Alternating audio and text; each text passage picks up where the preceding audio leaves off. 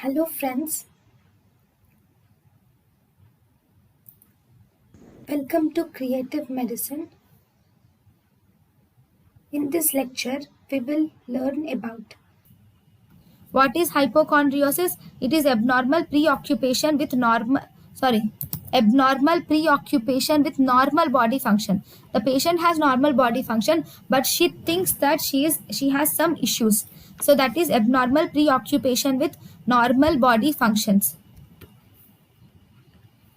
In hypochondriosis, the patient feels that she has some severe deadly disease and her body is not functioning properly. But in reality, she is completely normal. So, there is abnormal preoccupation with normal body functioning is hypochondriosis. thank you and thank you for watching.